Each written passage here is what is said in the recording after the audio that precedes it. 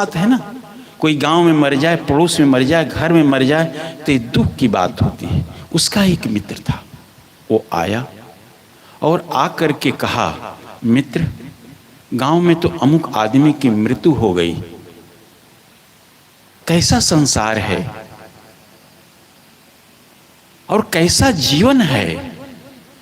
सबके हाथ ये सब कुछ हाथ में है, लेकिन जीवन हाथ में नहीं है। मित्र बताओगे कि ये जीवन जो है कितना क्षणिक है, कितना अल्प है। वो जाट ने कहा, भैया जीवन तो सचमुच क्षणिक है, बहुत अल्प है, 2 दिन का जीवन है। जाट ने अपने मित्र से कहा कि ये 2 दिन का जीवन है।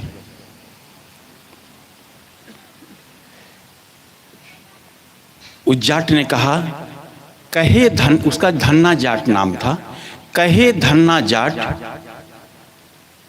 जीवन के दिन 8, कहे धन्ना जाट जीवन के दिन 8। अब देखो 2 ही दिन सत्य है। आदमी 8 दिन के अंदर ही, 8 दिन का एक सप्ताह होता है ना, रविवार से रविवार गिनिए 8 दिन, शनिवार से शनिवार गिनिए 8 दिन, बुधवार से बुधवार तक गिनेंगे तो 8 दिन। तो कहे धन्ना जाट जीवन के दिन 8। इसी 8 दिन में आदमी को जन्मना है और मरना है। 9वां दिन नहीं होता है। शनिवार को जन्मेगा तो या तो मंगलवार को मरेगा, बुधवार को मरेगा, शुक्रवार को मरेगा, सोमवार को मरेगा। और जन्मेगा तो इसी 8 दिन में, या तो रविवार को जन्मेगा, बुधवार को जन्मेगा, बृहस्पतिवार को जन्मेगा, शुक्रवार को जन्मेगा, सोमवार को जन्मेगा। 9वां दिन नहीं जन्मेगा, 9 दिन होता ही नहीं है। तो कहे धन्ना जाट जीवन के दिन 8। उसकी पत्नी घर में भोजन बना रही थी, रसोई घर में। चूंकि मित्र था तो पत्नी भी बातचीत कर लेती थी। वो निकल करके आई और कही कि नहीं भाई साहब, ऐसी बात नहीं है, जीवन तो इससे भी क्षणिक है, जीवन इससे भी क्षणिक है। तो उसके मित्र ने कहा कि तुम ही बता दो। तो उसकी पत्नी ने कही, कहे धन्ना की जोए, उधर पत्नी को जोए कहते हैं। आप पंजाब में जाएंगे, हरियाणा में जाएंगे तो पत्नी को जोए कहेंगे। तो कहे धन्ना की जोए जीवन के दिन दोए। बस 8 दिन से अब 2 दिन पर वो आ गई। कहे धन्ना की जोए जीवन के दिन दोए। तो भाई ये कैसे? तो देखो, दोए का मतलब 1 दिन जन्मना और 1 दिन मरना, बस हो गया। 1 दिन आदमी जन्म लेता है, दूसरे दिन मर जाता है, बस 2 दिन में पूरी कहानी खत्म। भाई उसकी बेटी जो है घर में बैठ करके वहीं पढ़ रही थी, तख्त पर बैठ करके। वो भी दौड़ करके आई, कही कि चाचा ये बात भी सही नहीं है, न पापा की बात सही है, न मम्मी की बात सही है। जीवन तो इससे भी क्षणिक है, जीवन इससे भी क्षणिक है। तो उसने व्यक्ति ने कहा कि बेटी तब तुम ही बता दो। तो बेटी को जाए भी कहते हैं। कहे धन्ना की जाए, कहे धन्ना की जाए, और जो सांस बाहर गया फिर अंदर आए कि ना आए, कोई भरोसा है? कहे धन्ना की जाए, और जो सांस बाहर गया और फिर अंदर आए कि ना आए, कोई गारंटी नहीं है। भाई जीवन बहुत क्षणिक है, लेकिन हम जीवन के महत्व को नहीं देते। पहले तो हम समझते ही नहीं, जीवन में ही जीवन का प्रश्न है। जीवन में ही जीवन का प्रश्न है कि जीवन है क्या। मुर्दा नहीं प्रश्न करेगा। और मनुष्य को छोड़कर के इस पृथ्वी तल पर जितने भी प्राणी हैं, वो भी अपने जीवन में प्रश्न नहीं कर सकते कि जीवन क्या है।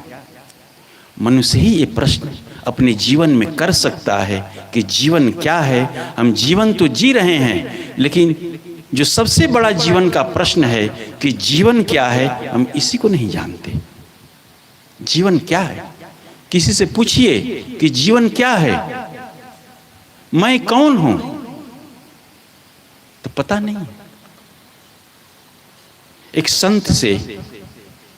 संत ने एक व्यक्ति से पूछा, भाई भैया तुम कौन हो?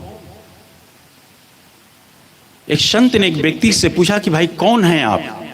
वो व्यक्ति मास्टर था। उसने कहा कि मैं तो मास्टर हूं। संत ने कहा कि मैं पद नहीं पूछता हूं कि आप डॉक्टर हैं कि मास्टर हैं कि वकील हैं कि कलेक्टर हैं कि बैरिस्टर हैं, ये तो पद है। मैं तो ये पूछता हूं कि आप हैं कौन?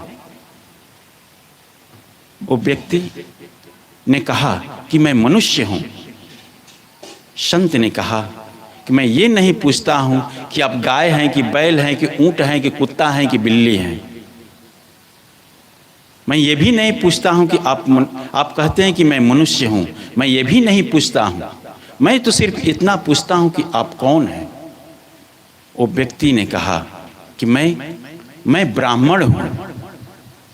संत ने कहा कि मैं जाति भी नहीं पूछता हूं कि आप हिंदू हैं कि मुसलमान हैं कि वैश्य हैं कि शूद्र हैं कि राजपूत हैं कि ब्राह्मण हैं कि बनिया हैं। मैं जाति भी नहीं पूछता हूं। मैं तो ये पूछता हूं कि आप कौन हैं। वो व्यक्ति के पास उत्तर नहीं था। वो संत के चरण में गिर गया और कहा कि गुरुजी, अब हमें ये पता नहीं है कि मैं कौन हूं। मैं तो इतना जीवन जी लिया, लेकिन हमको पता नहीं है कि मैं कौन हूं। संत ने कहा कि भाई आप वो हैं जिसके चलते आप मास्टर हैं, आप डॉक्टर हैं, आप कलेक्टर हैं। आप वो हैं जिसके चलते आप कहते हैं कि मैं मनुष्य हूं। आप वो हैं जिसके चलते आप अपनी जाति बताते हैं। लेकिन आप समझिए कि जिस दिन आप नहीं रहेंगे, ना आपको कोई डॉक्टर कहेगा, ना मास्टर कहेगा, ना कलेक्टर कहेगा, ना वकील कहेगा, ना बैरिस्टर कहेगा। आप नहीं रहेंगे, ना आपको कोई पिता कहेगा, ना पुत्र कहेगा, ना बाप कहेगा, ना बेटा कहेगा, ना आपको दादा कहेगा, ना दादी कहेगा, ना चाचा कहेगा, ना काका कहेगा, ना बेटा कहेगा। उस दिन क्या कहेगा? ये मिट्टी पड़ी है, मिट्टी कहेगा। बंधुओं, सपोज कीजिए आपको और हमको कोई मुर्दा नहीं कहेगा। हम और आप इस पंडाल में बैठे हैं, आपको और हमको कोई मुर्दा नहीं कहेगा, और यही शरीर एक श्मशान घाट में लेटा है, उसको कोई जिंदा नहीं कहेगा। जिंदा नहीं कहेगा। कारण क्या है? आप नहीं हैं। आप हैं, इसलिए आपको कोई मुर्दा नहीं कहेगा, और यही शरीर श्मशान घाट में लेटा है। आप नहीं हैं, इसलिए उस मुर्दे को कोई जिंदा नहीं कहेगा। आंख आपके पास भी है। हम आंख से देखते हैं, कान से सुनते हैं, नाक से श्वास लेते हैं, मुख से बोलते हैं, हृदय हमारा धड़क रहा है, हाथ से हम काम कर लेते हैं, और पैर से हम चल करके कहीं चले जाते हैं। लेकिन मुर्दा के पास भी आंख है, मुर्दा के पास भी कान है, मुर्दा के पास भी नाक है, मुर्दा के पास भी मुख है, मुर्दा के पास भी हृदय है ना भाई उसके अंदर, मुर्दा के पास भी हाथ है, मुर्दा के पास भी पैर है। लेकिन हम देख सकते हैं, लेकिन मुर्दा देख नहीं सकता। मुर्दा आंख से देख नहीं सकता, कान से सुन नहीं सकता, मुख से बोल नहीं सकता, नाक से गंध नहीं ले सकता, सांस नहीं ले सकता, कुछ नहीं कर सकता, न आ सकता है न जा सकता है। क्यों? क्योंकि ये सब करने वाला चला गया। वो आप है, वो आप है। आप शरीर नहीं, आप शरीर नहीं है। आप वो हैं जिसको जानते नहीं, और जिसको जानते हैं वो आपका है नहीं। ध्यान दीजिए, जिसको हम जानते हैं वो अपना नहीं, और जो अपना है उसको हम जानते नहीं। हम किसको जानते हैं? जिसको हम जानते हैं वो अपना नहीं, वो अपना नहीं है। किसको हम जानते हैं जीवन भर? धन को जानते हैं, मकान को जानते हैं, गाड़ी को जानते हैं, जमीन को जानते हैं, परिवार को जानते हैं, शरीर को जानते हैं। ये अपना है नहीं, अपना लगता है। अपना लगता है, मेरा मकान, मेरी गाड़ी, मेरी जमीन, मेरा दुकान, मेरी गाड़ी, मेरा पुत्र, मेरा बाप, मेरी पत्नी, मेरा पति, मेरा मेरा। लेकिन जीवन भर ये अपना लगता है, लेकिन ये अपना है नहीं, ये तो छूट जाता है। जीवन के साथ ही ये चला जाएगा। लेकिन जो अपना है, जो कभी पराया नहीं हो सकता है, जो कभी छूट नहीं सकता है, जो हमसे कभी अलग नहीं हो सकता है, वो कौन है? वो आत्मा है, वो जीव है, वो मैं हूं। लेकिन जीवन भर हम इसको जान नहीं पाते कि मैं कौन हूं, जीवन क्या है। दो ही प्रश्न है जीवन में, हमारे जीवन में दो ही प्रश्न है, मैं कौन हूं, जीवन क्या है। लेकिन इस पर हम काम नहीं करते, बस इतना ही जानते हैं, जीवन है, खा लो पी लो, बस इस दुनिया से चले जाओ। इसका महत्व नहीं देते हैं। सब काम हम करते हैं कब? जवानी में। सब काम हम जवानी में करते हैं। पढ़ने का काम जवानी में करते हैं, नौकरी करते हैं जवानी में, पैसा कमाते हैं जवानी में, ब्याह करते हैं, शादी करते हैं जवानी में, मकान बनवाते हैं जवानी में, बेटा बेटी पैदा करते हैं जवानी में, पालते पोसते हैं जवानी में, सब काम जवानी में करते हैं। लेकिन जब उद्धार का और कल्याण का, भजन का काम करना होगा तो बुढ़ापे में, माने उसका महत्व नहीं है। सबसे अगर बेकार काम है तो भजन करना। लेकिन बंधुओं, दो ही काम है, भोजन और भजन, और कुछ नहीं। शरीर के लिए हमें भोजन चाहिए और अपने उद्धार के लिए भजन चाहिए। शरीर के लिए, शरीर रहेगा तभी तो भजन करेंगे, हैं? कहा गया है कि भूखे भजन न होई गोपाला, ले ले अपनी कंठी माला। क्या करोगे भाई? अगर आप सत्संग में आए हैं, अगर भोजन न मिले तो आपका मन लगेगा सत्संग में? भोजन न मिले तो घर के काम करने में आपका मन लगेगा? कोई काम करने में मन नहीं लगेगा। क्योंकि शरीर है, शरीर के लिए भोजन चाहिए, प्यास लगे तो पानी चाहिए, ठंडी गर्मी लगे तो कपड़ा चाहिए, रहने के लिए भोजन में आ जाता है। केवल खाने से काम नहीं चलेगा कि केवल भोजन मिल जाए हमारा काम चल जाएगा। भोजन के अलावा भी शरीर में बहुत सारी चीज़ों की आवश्यकता पड़ती है। अगर बीमार पड़ेंगे तो खाएंगे तो काम चल जाएगा? उसके लिए दवा चाहिए। दवा कैसे चाहिए? पैसे से चाहिए, पैसा भी कमाना पड़ेगा। तो शरीर के लिए भोजन और आत्म उद्धार के लिए भजन। भाई भजन क्या है? मंच पर भजन गा लेते हैं, अच्छी बात है। संगीत के साथ भी भजन गा लेते हैं, बहुत अच्छी बात है। क्यों? क्योंकि उसमें इतने सुंदर सुंदर शब्द हैं, उतने कल्याणकारी शब्द हैं जो हमारे कानों के अंदर जाते हैं, हम सुनते हैं। लेकिन उससे काम नहीं चलेगा। केवल भजन का गा लेने से काम नहीं चलेगा। भजन तो अनूप जलोटा भी गाते हैं, जिनको भजन सम्राट कहते हैं। लेकिन जीवन देखिए,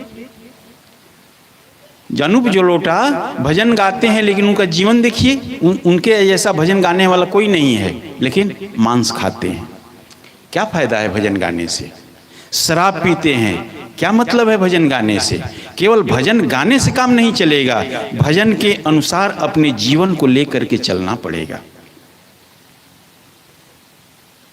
कबीर साहब ने बहुत सुंदर कहा है कि भाई असली भजन क्या है? मन की तरंग मार लो बस हो गया भजन। कबीर साहब का एक भजन है, मन की तरंग मार लो बस हो गया भजन। भाई मन की तरंग मार लो। देखो मन में सब कुछ है, मन में ही हमारे सारे तरंग उठते हैं। तरंग कहाँ है? तरंग किस चीज का है? लोभ का तरंग मन में उठता है, क्रोध का तरंग मन में उठता है, ईर्ष्या का तरंग मन में उठता है, चोरी हिंसा हत्या का तरंग मन में उठता है, बेईमानी शैतानी का तरंग मन में उठता है। अभी हम लोग प्रयागराज से भी आए हैं, हम लोग प्रयागराज में ही रहते हैं, अभी मेला भी लगा होगा, सब लोग जानते होंगे, कोई इनमें से गया भी होगा। हम लोगों का शिविर लगता है, लोग बहुत सारे लोग नहाने जाते हैं और नहा करके आते भी हैं।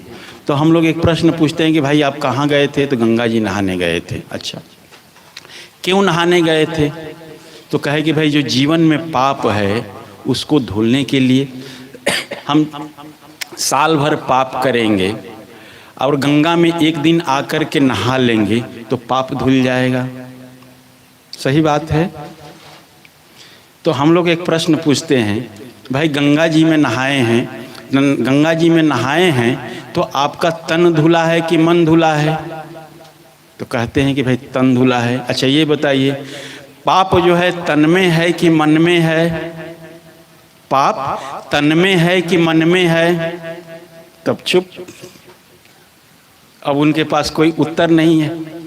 अरे पाप तो मन में है ना, तन में नहीं है। तन में तो मैल है, गंदगी है, पसीना है, आप गए तन में दाग है, वो तो धुल गया। लेकिन जो पाप है वो मन में है। ईर्ष्या कहाँ है? मन में है। क्रोध कहाँ है? मन में है। द्वेष कहाँ है? मन में है। राग कहाँ है? मन में है। लोभ कहाँ है? मन में है। घूस लेने की इच्छा कहाँ है? मन में है। तो ये सारे यही तो पाप हैं। ये इसको धुलने